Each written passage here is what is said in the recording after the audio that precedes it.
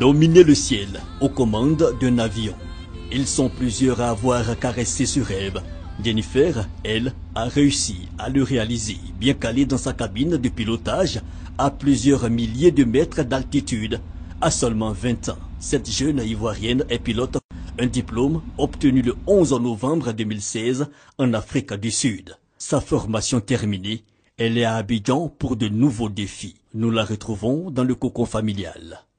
Être pilote de ligne a été un rêve depuis toute petite, un rêve d'enfant. C'est quelque chose qui est né par mon amour des avions, les voyages avec les parents, les vacances, regarder des documentaires à la télé. Ça a toujours été quelque chose qui m'a passionnée. Ce que j'ai remarqué, c'est que chaque fois qu'on voyageait avec ses frères et sœurs, elle voulait toujours être à la fenêtre dans l'avion. La peur du vertige qu'on n'est pas, dira Jennifer qui depuis l'enfance rêvait de grands espaces aériens. Un rêve qui prend forme après le bac en terre sud-africaine, précisément dans une école d'aviation située dans la ville de Port Alfred. On vous donne un temps optimum de 20 mois pour finir la formation, mais c'est une formation qui dépend de la météo, qui dépend de toi-même, ton progrès, qui dépend des moyens financiers. Donc la formation peut durer même plus de 2 ans. Je voulais pas. C'est une réaction normale de maman. C'est trop risqué, mais en plus, je ne comprenais pas réellement le cursus. Ça passait pas de dire on s'en va pour une formation, un coaching.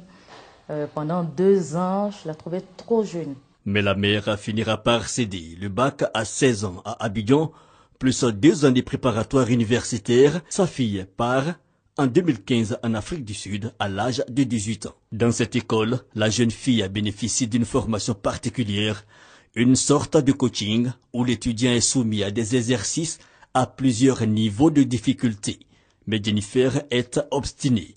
Elle accumulera donc heures de vol et autres séances pratiques, des centaines d'heures de vol, des moments difficilement vécus par sa mère. Quand ton enfant te dit que maman, je m'en vais seule pendant la nuit, je serai seule dans l'avion pendant 1 heure de temps, enfin, vous imaginez tout.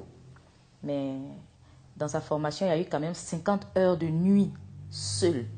Piloter un avion, un métier à risque, mais la jeune fille dit garder la foi. Il faut avoir foi en Dieu pour qu'il te protège. C'est comme ça que j'ai réfléchi. La foi en Dieu, mais aussi en ses objectifs. Aujourd'hui, apte à exercer comme pilote de ligne, Jennifer, avec 300 heures de vol, vise encore plus haut. Atteindre le cap des 1500 heures de vol, conditionnant le déblocage de sa licence professionnelle de pilote de ligne. Un autre rêve en voie de réalisation.